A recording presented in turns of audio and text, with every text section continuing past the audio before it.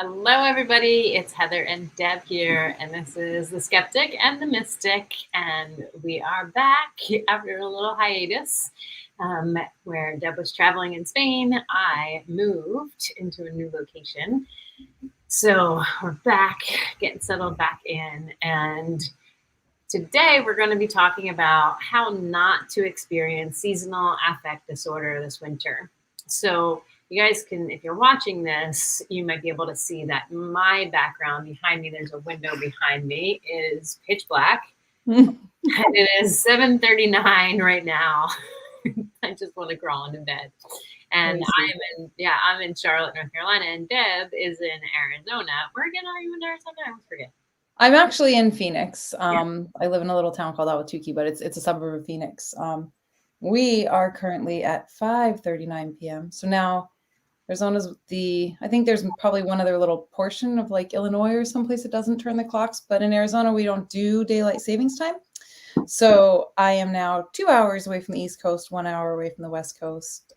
Previously, we were 3 hours apart. So still have some sunlight here, but my days are shorter too. The sun will set. I mean, it drops fast. It does. I think by probably by the time we're done, we might notice a change in my window. Yeah. So I just learned that there's a reservation in Arizona, like an Indian reservation, that is within an Indian reservation, and one of them does do the time change and one doesn't. So they were saying that, like, if you drive through it, essentially you pass through you can pass through like 6 different time zones. Like, because if you imagine it a circle, right? And because then you have to drive. So you're one time zone, then it does. I forget the way, like. Is it in northern Arizona? I have no idea. Huh. No idea. I didn't know that. And I've lived here for 18 or 19 years now. I've never heard that. I'm going to look it up. Yeah. And maybe the person told me it's full of shit. But could be, because I've never heard that. But I think in the Four Corners, because you kind of get there's 4 states that connect in one little corner, and obviously we changed, the others don't. Like, I think there's a space there where you can kind of twirl around the clock.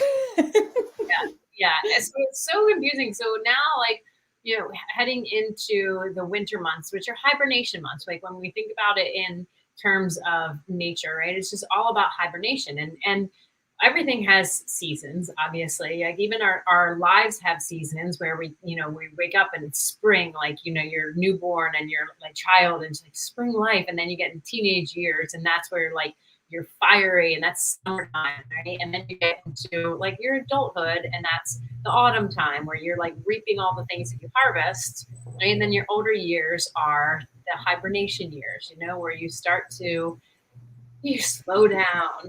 And some people tend to put on weight, which isn't always the worst thing in the world, right? Because super skinny grandma is not that fun, right?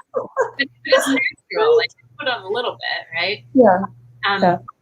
A little bit, not a lot. There's a big difference. And we can see that in our days too, right? You wake up and you're ready to get going, and then you have the middle of the day, which is the summertime. You're fire, you're working, and then as the day goes on, it's okay, you start to unwind, right? Fall, and you're just winding up the day, reaping what you harvested, and then nighttime, it's I've just got to go within and hibernate and rest, and then you wake up and do it all again.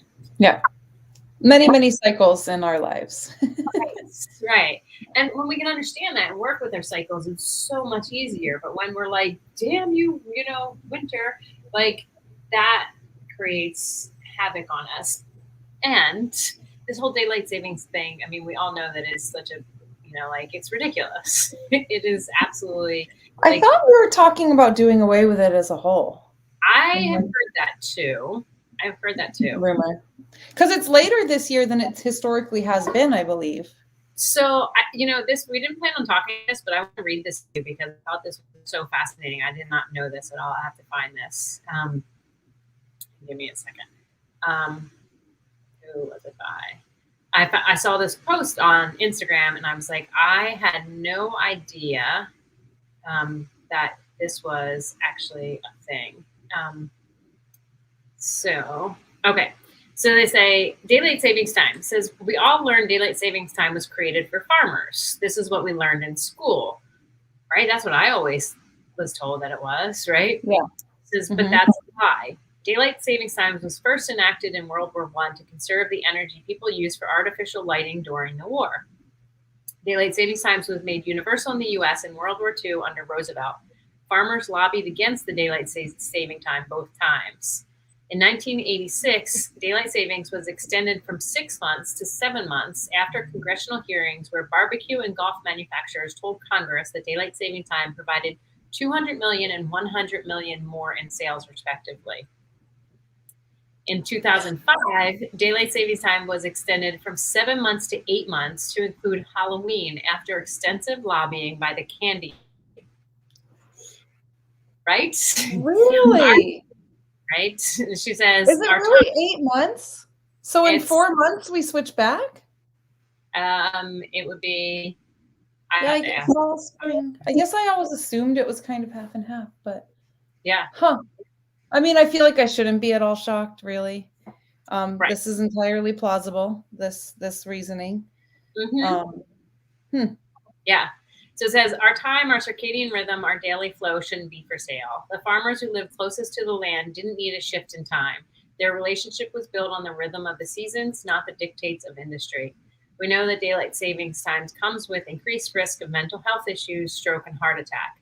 Our rhythm is dictated by the dance between the sun, the moon, and the seasons. Removal from the greater ecosystem will never benefit us.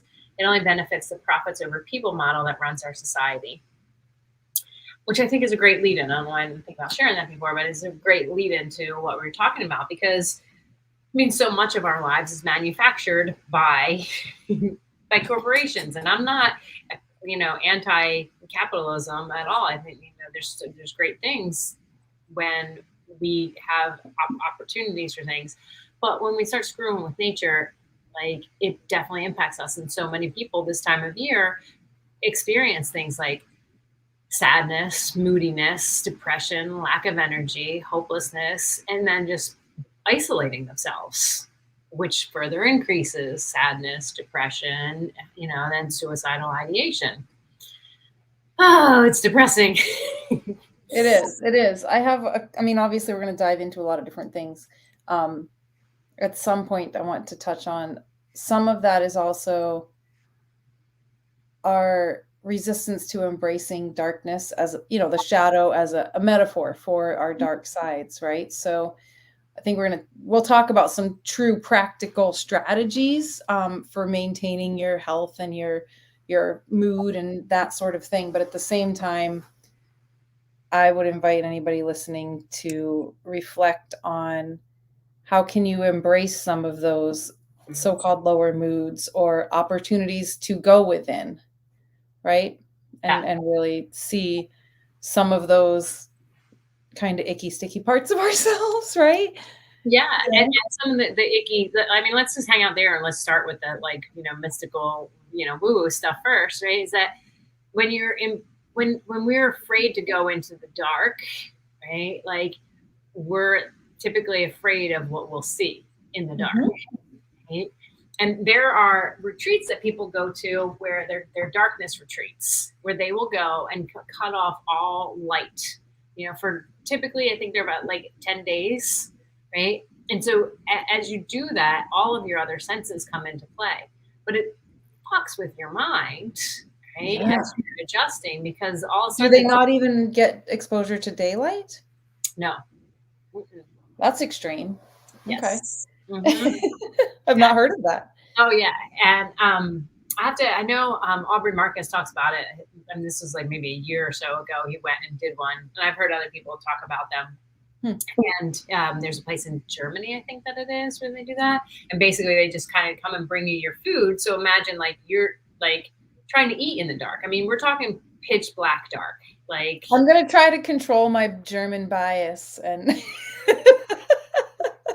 I say this because I work with a lot of Germans. I say it with love.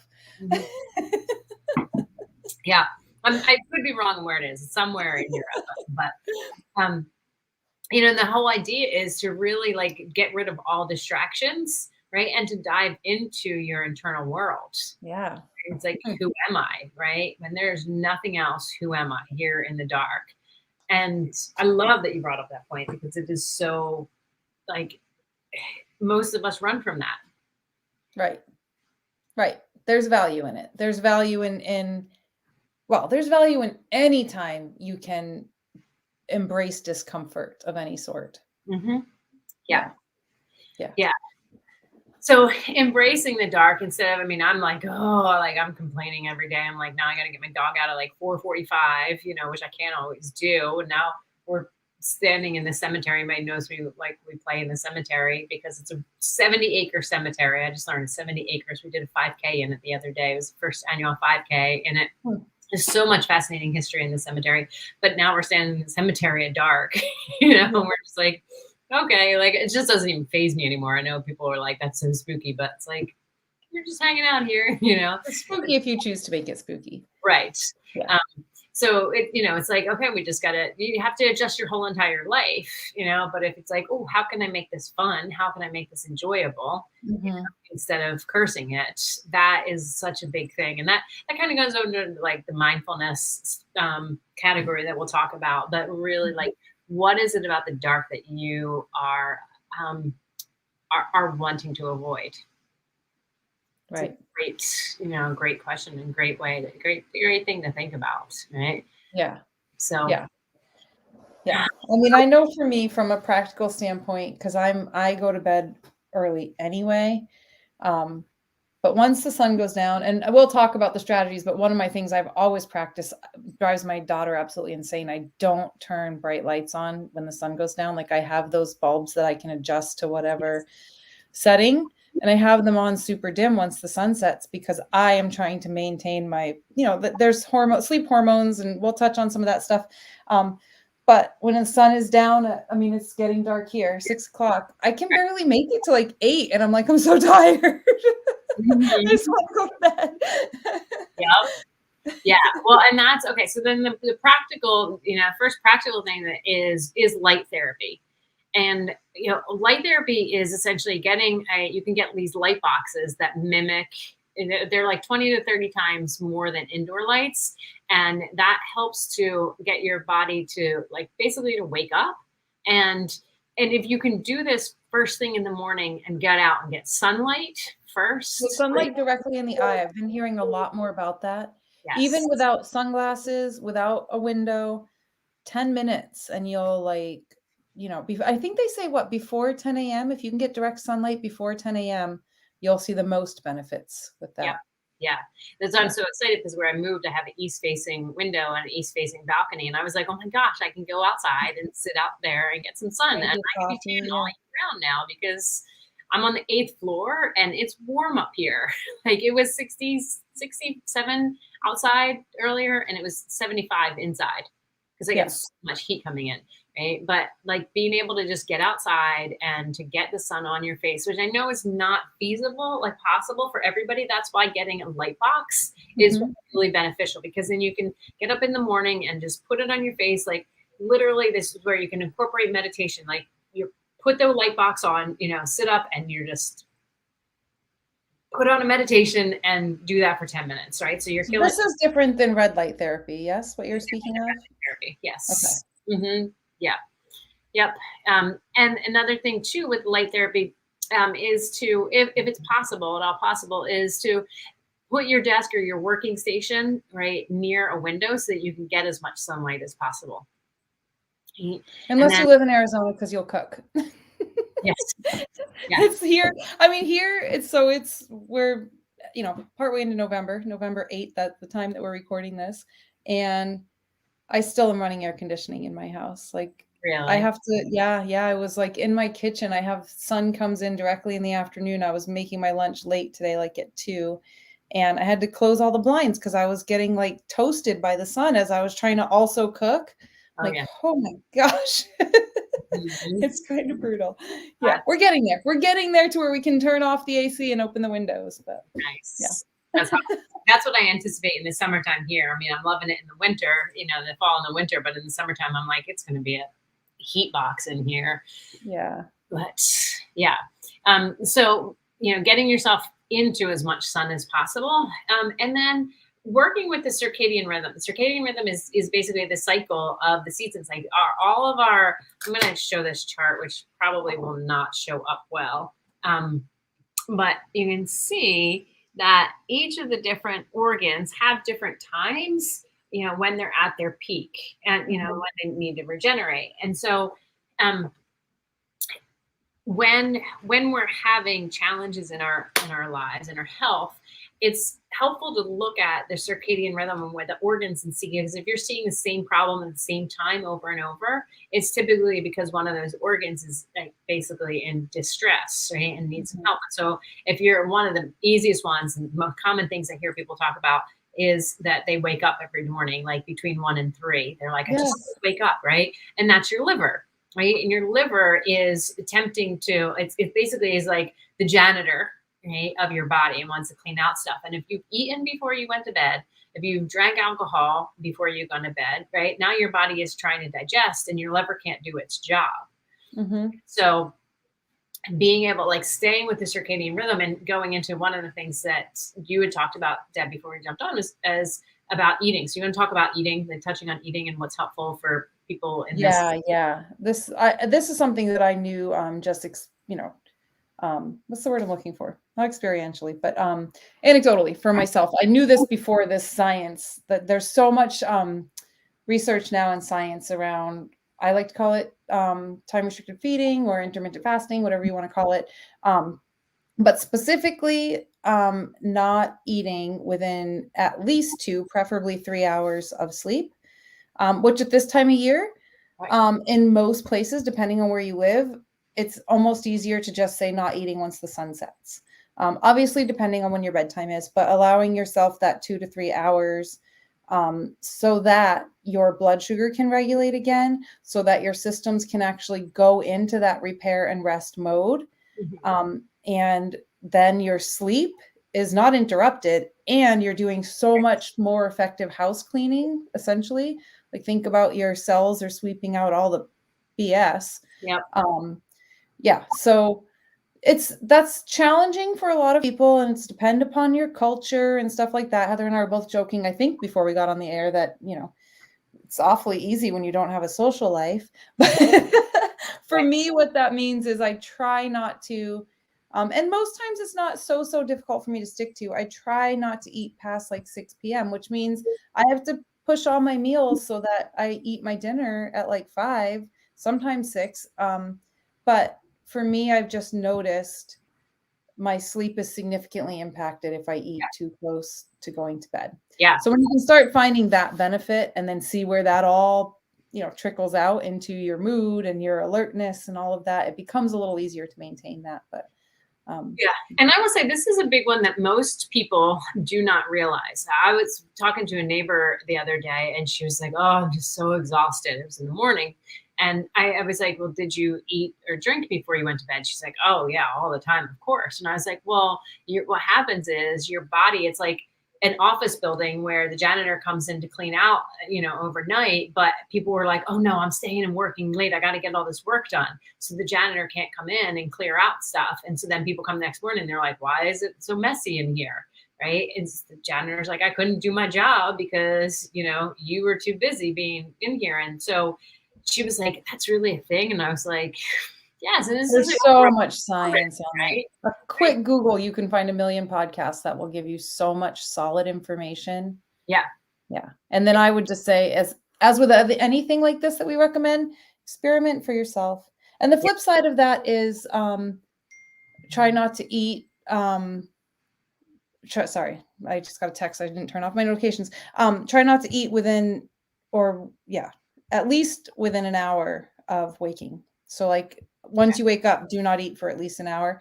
I don't know too many people that have a hard time with that. Most people I know don't like to eat first thing in the morning. But again, that works better with your circadian rhythms and systems. And in fact, if you can even delay your first meal longer than that, you'll continue that little house cleaning. Your little janitor can keep working. Yeah. And that allows, like, everything that we're talking about are things that you want to do to help your body be more resilient, right? Because at the end of the day, like when it gets dark, it is easy for your body to go, and just wilt. And you do want to follow the rhythms of the sun and, go to bed when the sun starts to go down. Well, not when it starts to go down, but when the sun goes down, right? Start winding down. It's just like if you go camping, people say this all the time. They're like, oh, I'm such a night person. And if you go camping, maybe, you need a little bit of time to wind. And if you don't bring electronics with you, camping, right? It is so natural that when the sun goes down, you may sit around the campfire, but within a short time, you're like, oh, I want to go to bed. And then the sun comes up, you're like, oh, I want to get up. So all the people who think like, oh, I'm just a night person or just a this, it's no, you're addicted to artificial light. Right. And you haven't taken time to train your body and to listen to your body to what it really needs. Yeah. And there are some people who truly are like, just like vampires, and I'm not being serious. Of course. Yeah. Or if you work shift work, or, I mean, there's some real life implications where maybe that doesn't work out for you. Right. And in which case, work with some artificial light to shift that timing, and whatever, you can do that. But the simplest solutions are to go back to the roots. Really, like, I feel like we say this no matter what we're talking about. We're like, go back to nature, go back to how nature does it, because nature always has the answer. Always. Yeah. And I want to, it's just about what we were saying about eating. Celeste, she's like, I love this information. She said, I started eating at started eating at 11 and 4 p.m. And I've noticed my body does much better. Mm-hmm. It takes time. It takes time to train yourself to that if you are used to eating all the time when you're awake. Mm-hmm. So, I'm no expert on this. I just have played with it a lot, and I've learned, I've taken in a bunch of research because I'm a nerd for it. But you slowly start to shrink your eating window. And then there is such thing as too short. So right. I'm not giving medical advice, not a doctor, nobody Right. sue me. But just play with that and experiment with yourself. But I would say for any of those experiments with food, you've got to give yourself time to realize the benefits. It's not going to be like for 2 days you do this and you're like, it didn't work for me. You didn't give it enough time, And a lot of times I hear people say this, they're like, well, I hate going to bed hungry. I can't sleep if I'm hungry. Your body will adjust though. And another trick that I heard recently and have started playing with for myself, water with Himalayan sea salt. And which I've always done, but there's there's an Andrew Huberman podcast that he talks a lot about this. He talks a lot about this in several of his podcasts, but it changes the blood volume and helps with that blood sugar regulation, so that it kind of like tells your body like we're digesting. And it'll God, I can't find my words today, but it'll help you not feel hungry. There's a word I'm looking for. Yeah. It'll regulate your appetite. Right. And you might have to just go to bed fucking hungry for a few nights. You'll get used to it. You're not going to die. Yeah. And I will say, as somebody who struggled with pre-diabetes for a long time in her life, and I was the person, I was like, if I didn't eat every 2 hours, I was like, I'm going to kill somebody. Well, I wasn't eating real food, right? Now, the amount that, if I look at like my food diary now, if I were to keep one, the amount that I eat now seems so small. Like, I really don't eat that much, but my blood sugar is like absolutely fine. It's only when I eat crap that my blood sugar starts to tank, and you get that hangry kind of thing. And you're like, oh my gosh, I have to eat, right? But when you're, again, going back to nature, eating real whole foods, and your body is going to balance itself out, and it's going to wake up feeling energized, because it's like, oh, I wasn't so busy digesting, all of my stuff. So then you can get up and get your face in the sunlight, because the sun's coming up earlier. And maybe not reach directly for a cup of coffee. I mean, I feel like we're going to go into like, I feel we're being a little preachy, but notice those things. Notice where you're, if you find that you have to drink coffee all day long to keep yourself awake, are you really curious why you aren't sleeping? Right. I mean, they go hand in hand. You think you're tired and you need the caffeine, but you also aren't sleeping because you're taxing your system with so much caffeine. So the other day, and I'm sure, I don't know if he listens to this, but my boyfriend, we were, there's a 7-Eleven right by my building. And I think it was like a Saturday morning or something, or Sunday something. And we got up and he's like, oh, I want to go get a coffee. I'm like, okay. I've never drank coffee in my life. It's not a judgment thing. It's just that I am so sensitive to everything that it just doesn't work for me. Mm-hmm. It comes out with a coffee in one hand and a blueberry muffin in the other. And, having trouble to keep my mouth shut. Are you ready for your crash? Right. I was like, so when you're tired later, just remember that this is why. Because your coffee, you're telling yourself, hey, give me energy. And with this white floured, sugar laden blueberry donut or muffin, you're basically saying, hey, I want you to like make me rest. And so your body's like, I don't know what I'm supposed to do. Like, I'm so confused here. And so you wonder why you can't sleep well. Like, he has trouble sleeping. I'm like, this is why, like, your poor body is so confused, so Yeah. confused. So Yeah. anyway, so well, okay, so then that We'll get off our soapboxes. right. That I mean, that was the other point we'll add on to it. So light therapy and then healthy nutrition, right? And so things like having dark leafy greens, even dark chocolate in small amounts, right? Like dark chocolate, not milk chocolate, right? In high levels, like 90, 85% cacao type of thing. Quality chocolate, yeah. Eating fish, nuts and seeds, avocados are a great source of fats. And then supplements. Vitamin D is a big one, especially this time of year. Most people are immunocompromised, right? Have very weak immune systems, partly because they're not getting vitamin D inside of them. And when you're not getting out in the sunshine, you need to take a supplement. And so getting a good quality vitamin D supplement is super, super huge. Turmeric is also really good as well. So you can sprinkle that on stuff. But then the other thing, and this is like, when I say these things, it's like, oh, these are things for everything. Like if you have depression, do these things. If you're anxiety, do these things, right? Because they're all basic, like. Generally speaking, a healthy diet is not going to make anything you're suffering with worse. No. Neither is getting good sleep. Neither is hydration. Right. Yeah. And so the other one would be movement. Like find a form of movement that works for you. There's no one, just like there's no one right diet for everybody. There's no one right exercise for everybody. Yeah. Right. So like, people are like, well, you have to go running. You have to go like, you may not. Like yoga could be a better form of exercise for you, or something like Qigong or Tai Chi, where it's slow, deliberate movement. Might be the best thing for you because your mind might be racing all the time and you need that to help calm it down. Or you might have a slower metabolism than you do, and running would be good for you, right? But finding something to help increase your serotonin levels so that. And if you live in a place with seasons too, take advantage of that to explore new sports outside. That's one thing. I live in a desert and also a landlocked state. So my opportunities to enjoy water, and used to be a avid snowboarder. That's stuff I don't have anymore. But when you live in a place that you have access to that, take advantage of what's there for you, because that really is like a mood booster in itself, right? Yeah. And I will say, I've never played this, but my parents are super into pickleball. And apparently it's like one of the fastest growing sports. It is a rage. Like seriously, I keep hearing about it and I'm like, but I hear about it in older people. I'm like, I'm not pickleball age. I'm not doing it. And literally, that's what I used to say to my mom too. Like when I was doing a couple of years ago, when I was doing aerial, and she was like, "You need to start playing pickleball." I'm like, one, don't tell me what I need to do. Two, I'm like, I'm an aerialist. I'm not playing pickleball. I'm not old yet.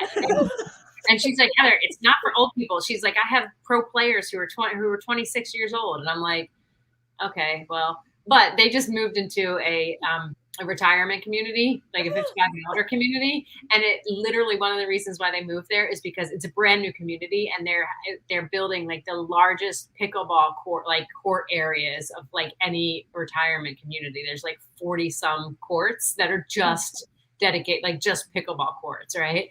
There's a park down the road from me that has like 10 of them now. Yeah. And it's huge. There's like leagues and like, but I don't know. And here's the thing. It's like, okay, if these, a lot of older people can do it, right? Then there's something to it, right? That it's getting them out there and moving and stuff. So if an older person can do it, if you're in your 20s and you're like, I can't exercise, stop it. Just stop. Yeah. Well, and also I would say the double benefit you get with that is the social interaction, which is also very good for this topic we're talking about. Mm-hmm. Yeah. Yeah. So movement so then let's go into that. Like, let's talk about the social part of that, because most people tend to isolate this time of year. Mm-hmm. And isolation can be a really great thing if you're willing to sit with yourself and be with yourself and just like enjoy yourself. Isolating for the sake of like avoiding is a whole different thing. Right. So being intentional about creating community this time of year is huge. Mm-hmm. And you, I don't know about, other people, but I'm pretty grinchy when it comes to this time of year, meaning I hate it. I really hate all the disruption in schedule. Like I just am not a fan of the holidays at all. Mm-hmm. And so I kind of want to like hibernate because it's just too much for me. Right. But being intentional about having friends over, going and seeing people to the level that it supports your ability to Right. socialize. You don't have to say yes to everything. Okay. And don't say no to everything. Right. Yeah. I mean, boundaries, this is, we talk about boundaries a lot, but I think that's an important thing when you're talking about that aspect of this year, because I mean, there's a whole spectrum of ways that the holidays in general impact people, because maybe there's family stress that's magnified, maybe there's lack of family that's magnified, maybe, you know what I mean? Like there's just so many pieces that could be different in every different person's life. Mm-hmm. So it's finding what works for you, because your nature to retreat versus your nature to socialize or people please, like that's all your own work to evaluate and really see what's going to, we can't give one prescription that's right for everybody. There's no way, Right. Yeah. Yeah. So, I mean, that falls under the umbrella of mindfulness. Okay. And like making a choice, right? That what direction we want our mind to go, heading into this season. And a lot of times people don't create that intention. And it's just like, oh, I'm depressed. Right? Because they didn't make a conscious choice to say, hey, you know what? Like historically, the past few seasons, like when in the wintertime, like I tend to get down. And this year I'm going to make that different. And this year I'm going to make it a conscious choice to stay in a positive state, right? So I'm going to look at my diet. I'm going to look at my sleep. I'm going to look at my social calendar, right? I'm going to, set up a thing where I can meditate every day, or like say, some people call them affirmations, but I talk about positive vibration statements, statements that make you feel good. Right? But having that intention is going to make a much greater impact than just like, it's January something and people are like, oh, I'm so depressed. Right. Right. But I want to circle back to the food part.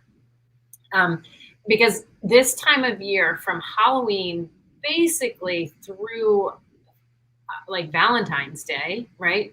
It's a sugar party, right? You have Halloween, you have Thanksgiving, you have Christmas, you have New Year's, right? Up there, and it's just sugar, sugar, sugar, sugar. And sugar is a depressant. It will make you have no energy. It will mentally depress you. Mm-hmm. And coming from, hi, my name is Heather, I'm a sugar addict. Like I get hearing those words is really depressing. It's like, oh, but I love my sugar. It's the only thing that keeps me up. Reality is, just like, an addict, a drug addict is like, oh, I need my fix, but sugar, getting rid of sugar will greatly impact your ability to be resilient throughout this season. And so I hear you and I agree. And I don't have such an issue with it. And I personally, like, if I decide I don't want it, it's not a hard thing for me not to have. I know that that's not the case for a lot of people. So given that you have that, you have that experience, if someone is more relatable to the previous version of you, mm-hmm. how do they get through this season and not overindulge? Or can they is it like a drug addict where can you go to a party and have a piece of pecan pie and be okay? Or do you need to kind of go all or nothing?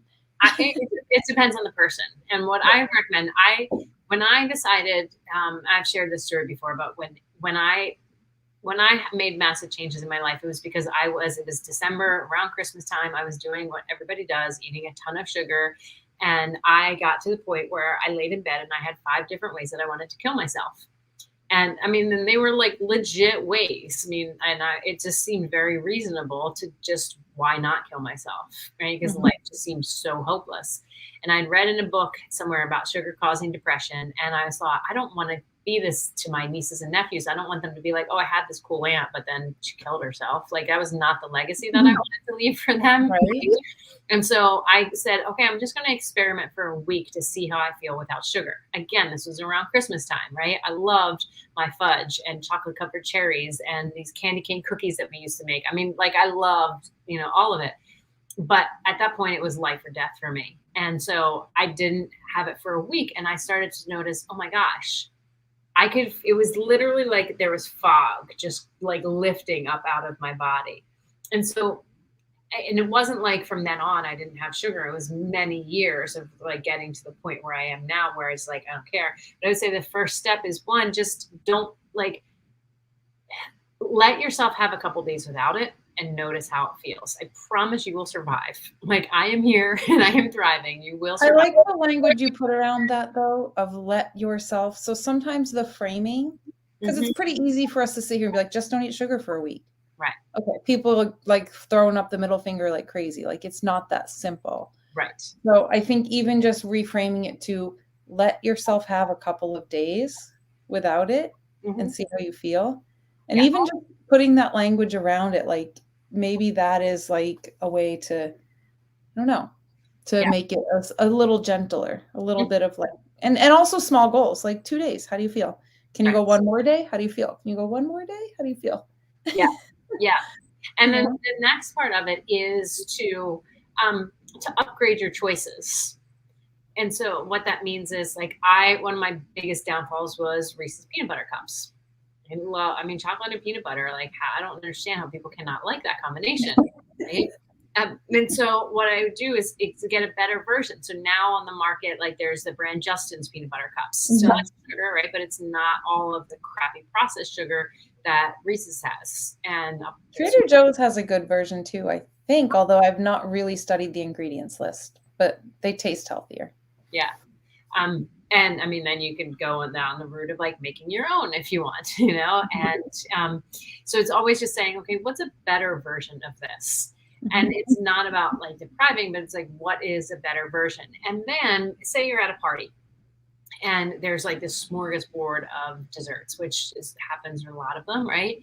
What most of us do if we're sugar addicts is we'll have like one of everything on our plate, right? And what we do with that is we eat it without even thinking, right? We consume it, and the next thing we know, we're like, where did that all go? And I want to extend this invitation out is to, when you're eating, when you take a bite, to chew it for 50 times. And I know people are like, 50 times? How am I supposed to chew stuff for 50 times? Well, that's the whole idea, is it slows you down, right? To get intentional and notice the flavors in your mouth. Notice the texture, right? When we do that, and we can be slow about it, intentional about it, you'll notice that your body like is not like, oh my gosh, I got to get more. It's like, oh, I'm really just enjoying this. And it feels satiated instead of like, I need more and more and more. And was the reason why, like, somebody can eat a kale salad, for example, right? And I've never heard anybody afterwards be like, oh my gosh, I totally OD'd on a kale salad. It doesn't happen, right?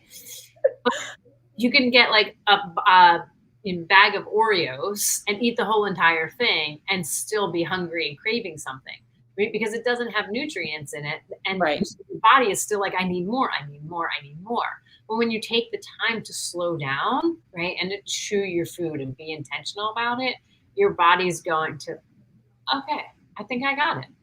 I don't need to get all of it. Yeah. And I'm not saying, like, I know, like, it's like, okay, yeah, it's hard, but, stop saying it's hard. Like, just stop saying it's hard. Just say, I'm learning how to be a new way with food. Right. Exactly. I always like that. I'm learning this, or I'm becoming, like, those are, one of your things that I think you taught me that, but I do think there's a lot of value in that. I'm becoming someone who can live without sugar. Yeah.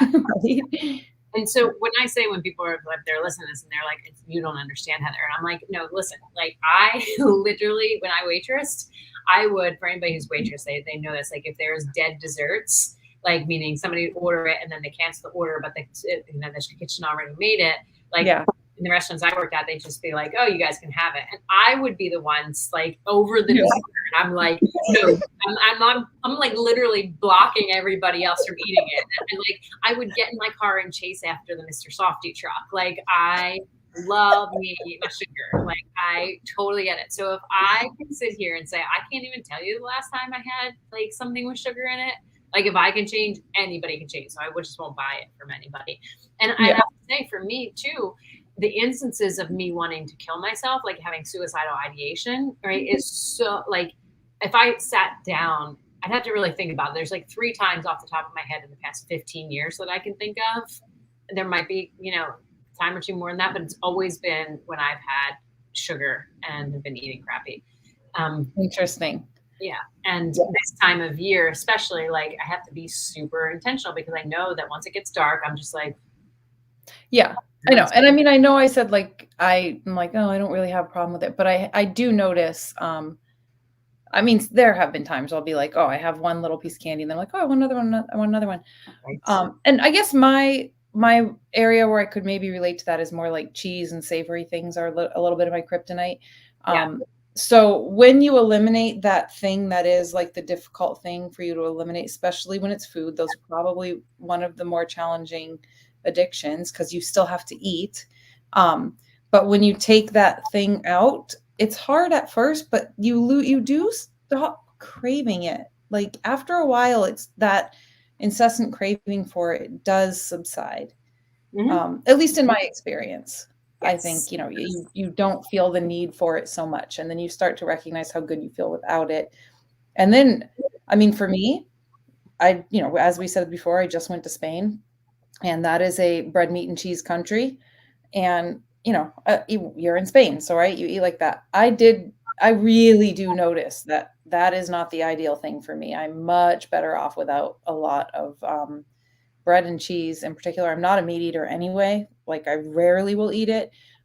So that one, less of an issue, but cheese is not one that's easy for me to give up once I've brought it back.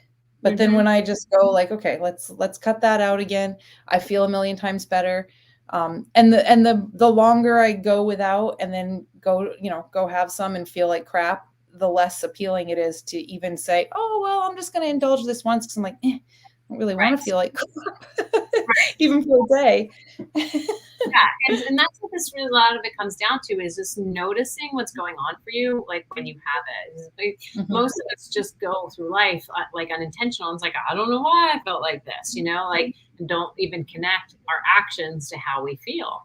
And like I said, like with the neighbor was like, oh, I didn't realize if I ate before I went to bed that I wouldn't feel like this. And because we weren't taught to connect to our bodies, at all. This time of year gives us a really great opportunity to go in, literally to go in, as you said at the beginning, and to connect with ourselves, right? Say, how do I feel? Like if I, binge watch a movie, or multiple movies, like, in a day, like how does that make me feel, right? Versus if I go for a walk in nature, even though it's cold, like how does that make me feel? Like, and just touch base with your body to see how it feels. Totally. And that just reminded me back to our idea of light and dim lights in the evening. The other little trick that I have found that does make a difference for me, and I will admit I have not been very diligent about it lately, but particularly when the sun goes down and it's very easy to be like, I'm going to snuggle up on the couch and watch a couple episodes of my favorite show. The light that you're getting from a screen is also really impacting your hormones, not in a very positive way.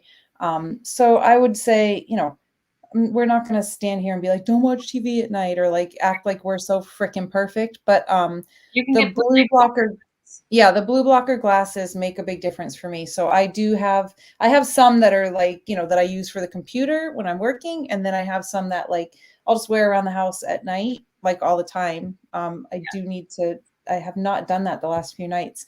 But in particular, if you're going to watch TV, you can get super cheap ones, like $20. Yeah. They don't have to be fancy, but they will make a difference. Yeah, it absolutely does, because it does, again, it disrupts your circadian rhythm. and it makes it harder to go to sleep. People are like, I don't understand why I can't go to sleep. Well, your face has just been on a screen, right? Where it's by nature it wants to be asleep. And I'm guilty of this so much. Like I have a reminder on my phone, like get off social media at 10:15, which I know is even later than it, could be. And it's just because like it's so easy to be like, oh, what about this? And then next thing you know, you're scrolling and it's The latest update for iOS, if you have an iPhone, they have some cool different options now for the focus rather than just do not disturb. There's different sleep timers, focus timers, where it will not only turn off your notifications, and now it completely turns them off. So like if you even swipe your phone open, everything that came in while you were in do not disturb or sleep mode is kind of like hidden. So you don't even like see them until you tap it, which is nice. But it also will change your screen to be like more red. So that light is a little less impactful on your sleep hormones and your brain chemistry. Because it really the reason the blue light thing is a thing is it really affects your brain chemistry, and it's telling your body it's not time to sleep.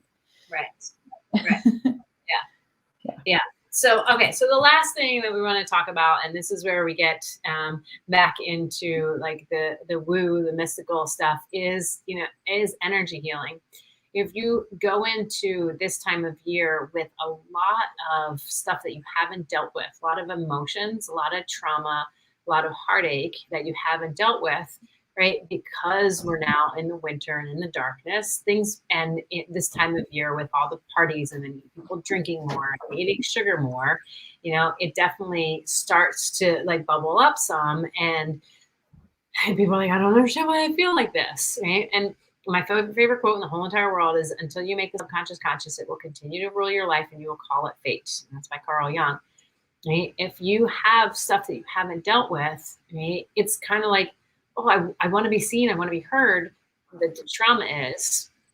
And then we just want to cover it up then with drinking, with, binge watching stuff, with, random sex with people, like all these things, to not actually be in the feeling of it. And we have to do the work to release that stuff so that it doesn't continue the cycle. And I'm going to share a story about a client that I was working with last week that we were going through, and she was having this really strong emotion about something. And I don't even remember what it was, but like we just did this exercise where I just had her feel it, like, and let her just feel, like, noticed it, like, did it have a temperature? Did it have any kind of color to it? Did it have a voice? What was it saying to her? And as we went through it, she was like, it's interesting. She's like, because it's almost like it says it's ready to be gone now. And she's like, just by paying attention to it, like it was like it was done. And that is so true. Like once we give it the attention that it was wanting, the emotions and trauma will leave us. We do have to take the space though to be able to be with them and to recognize them and to let them move out of our body. And the easiest way to do that is like, Deb and I both do the body code, which basically identifies and releases trapped emotions and trauma in a very gentle way so that it's not like, oh my gosh, this is so hard. But if you have things in particular that you haven't dealt with, right, let's work on it. Like, let's get this out of your body so that when we get into the deep depths of like a really long, dark day, you're not like feeling it so internally as well. Because like attracts like, and we're going to keep, if your body is internally like on this trajectory of sadness and despair, it just keeps looking for things that are going to create sadness and despair. So we have to move it out of your body so that your body has space to be able to care for yourself in a way that's supportive of you. It's the most important work as far as I'm concerned. Yeah. And I think you're spot on there, where if you notice, we've probably said this 1,000 times before, but if you notice you habitually turn to anything that feels like numbing, it's a really big indicator that you've got some deep work that we can help you access and get rid of. Yeah. So one of the things, and because Deb, we haven't talked, I'm going to share because I am super excited about this. This was maybe we talked about this in October, but in October was 4 years from when I went out on my own and started working for myself. Right? That's a big deal. It's a Yeah. big deal. Yeah. So I'm super excited about that. So in October, I was doing some bonuses, but then I didn't talk about it a ton because I was moving. So I have bonuses of if you invest in 3 energy healing sessions, you get a bonus of a money wall clearing. And essentially, a money wall is a wall that you put between you and something else. Like we talk about having heart walls, and the heart wall is just this wall around your heart that keeps you disconnected from yourself, disconnected from others, like not having that success that you want. And so a money wall is essentially the same thing. So if you invest in 3 energy healing sessions, you get a bonus of money wall clearing, which is a $350 value. If you invest in 10 energy work sessions, then you get a money wall clearing and an abundance wall clearing. So what's preventing you from receiving more money, from like living more in abundance. And then if you invest in a heart wall clearing, now heart wall is, as I just mentioned, this thing that just keeps us, especially in this time of year, because we recognize it more, like that keeps us isolated from ourselves when we feel like we can't connect to ourselves and to others. Then you get a money wall clearing, an abundance wall clearing, and a success wall clearing, which is like over $1,000 worth of work, right there in and of itself. So break all your walls down. All down, right? Yes. Yeah. So I have that going on. I'll continue it as of right now. I'll offer it until November. I'll see how I feel. If I want to keep offering it, we'll see. But it's been fun working with people on those and getting, releasing those so that they can go into this time of year in a holiday mood instead of like I know I said I'm about humbug when it comes to this stuff. I mean, I just don't like the disruption in schedule. Yeah.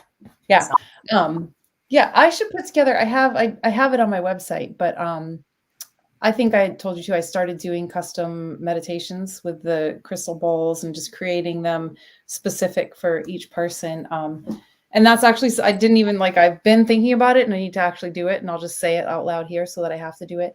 I wanted to create a holiday time, getting you kind of just you can create a meditation of your own to get you through the holiday season, right? So it would accompany energy work, and it kind of puts together your custom statements of where are the pieces where you're trying to align yourself, and then it's they're all custom by individual. So if anybody is interested, we actually would have to chat and see exactly what you are needing. And it would usually require a little bit of energy work at first so that we can, there's my Instagram, but just so that we can identify where that need is for you. And then I can create, 10, 15, it's up to you, whatever time frame works for you for a meditation that you could do as a daily practice. But I have been finding them to be super, super helpful. The people that I've created them for are loving them. Mm-hmm. So that's my new most exciting offering to me. But I think that could be super helpful for people that are just feeling holiday stress, or you can gift them. Good idea. Yeah. All right. There's Deb's info. Here's mine. You're seeing this on my page, and you can reach out to me. I'll put Deb's back up there. But, we'd love to help you because we know that this time of year is really hard and challenging. And I'm not going to act like, I, totally have it. There are some days where I'm like, but what I do. We're both human. And I think this is what makes us good at what we do is we're not, and sometimes I think we sound a little preachy and we make it sound so simple. We've both been there. We've both struggled. Mm-hmm. It's not like we're both in our, I'm going to still say mid-40s. So life experience is how we got here, right? So this is how we know that we can help. Yeah. So we'd love to help you. So let us know if you're watching this in replay. Let us know any tips that were helpful for you, anything that you learned that you didn't know. And we will see you next week. Bye.